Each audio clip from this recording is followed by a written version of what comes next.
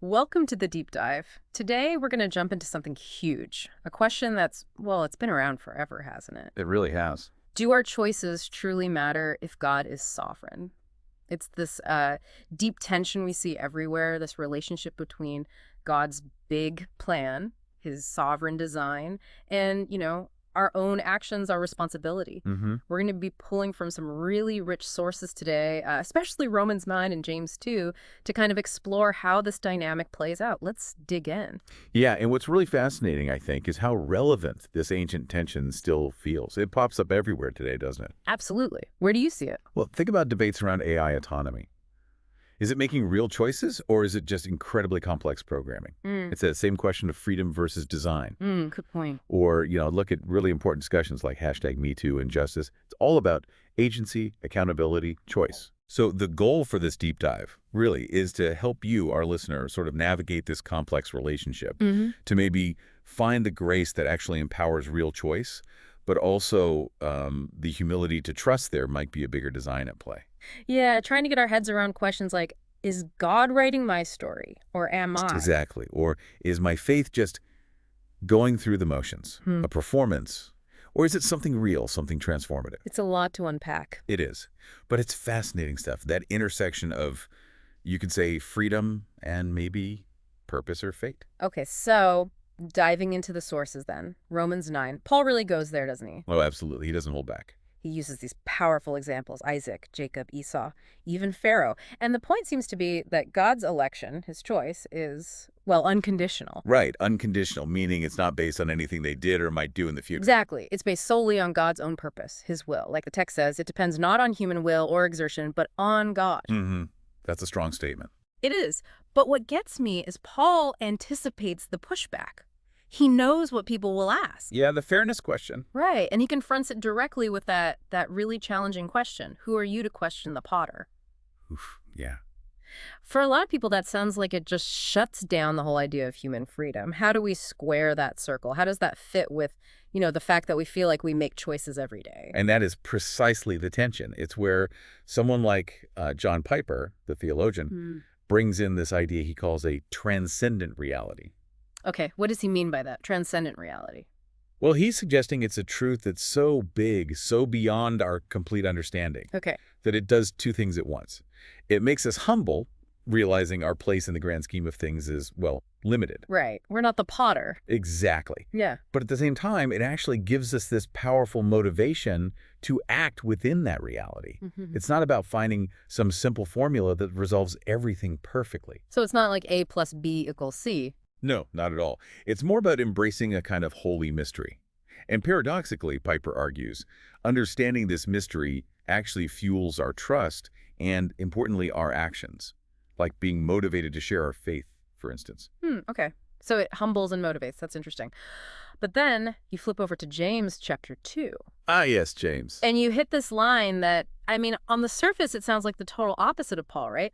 A person is justified by works and not by faith alone. Right. It sounds like a direct contradiction. So what's going on there? Is James disagreeing with Paul? Well, most scholars, like those in the Gospel Coalition, for example, would say, no, not really disagreeing. James isn't knocking Paul's teaching on grace through faith. Okay. What he's doing is contrasting real, living faith, which always, always results in action, with a kind of faith that's just, well, dead. Lip service. Faith without works is dead. That's the famous line. Exactly. Think about his example, Abraham. His willingness to actually offer up Isaac wasn't just him believing something in his head. Right. It was an action, a terrifying one. Precisely. James says his faith was completed by his work, by that tangible act of obedience. It showed his faith was real. Which then throws the question back on us, doesn't it? It really does. What does our faith look like? Does it show up in our actions, in the everyday choices we make? Or is it just belief? So here we are. This is the core tension, isn't it? You've got Romans saying God chooses. His purpose stands regardless of our will. Sovereign choice. And then James comes along emphasizing that real faith acts. It chooses obedience. It proves itself. Act of responsibility.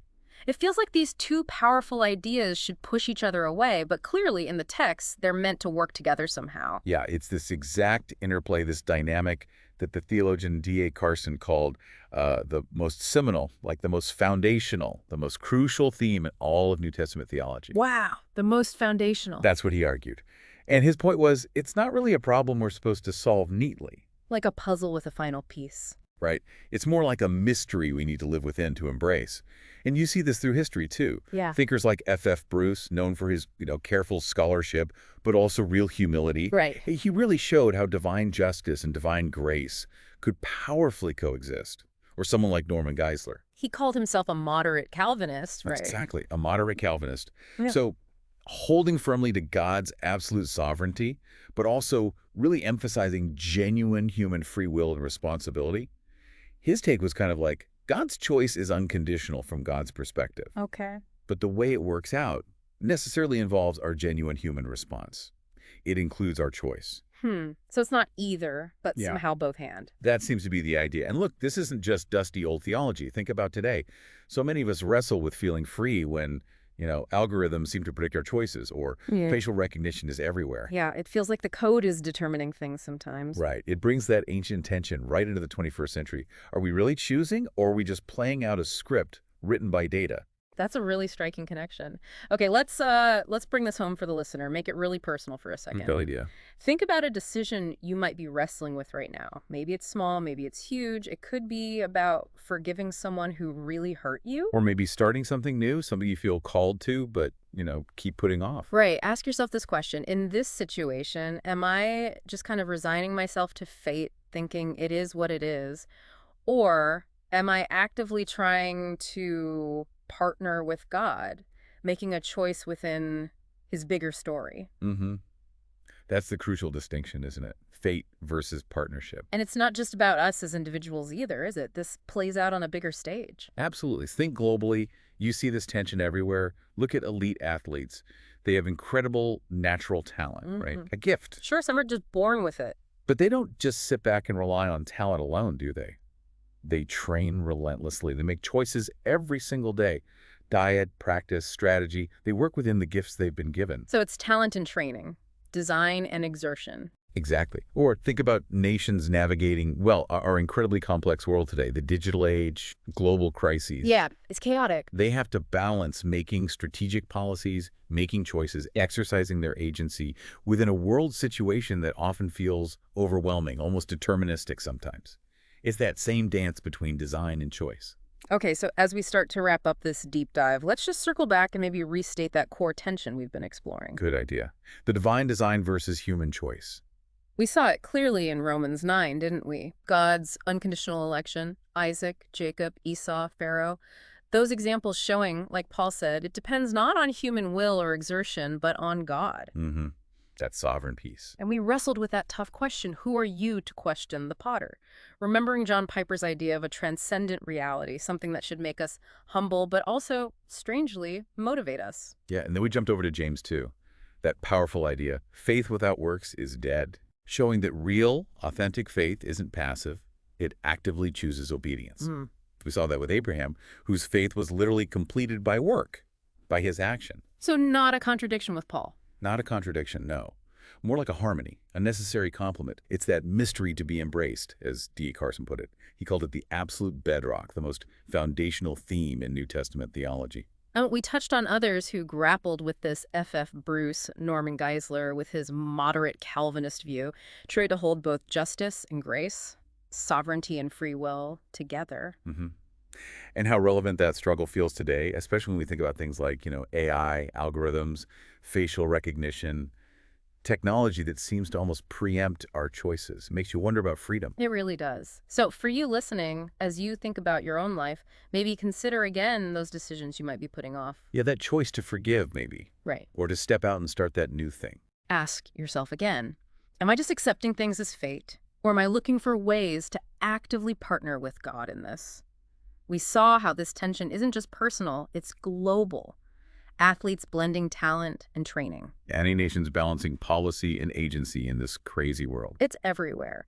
So ultimately, what this deep dive invites you to do, really, is to try and hold both truths. That, yes, God has designed a grand story, A sovereign plan. but he also genuinely invites you, specifically you, to pick up the pen and write your chapter within it, to make real choices. Yeah, living within that framework. So as you keep thinking about all this, maybe mull over this final thought. Do my choices actually matter to God? Something to chew on. May you find the freedom to live fully within his grand design.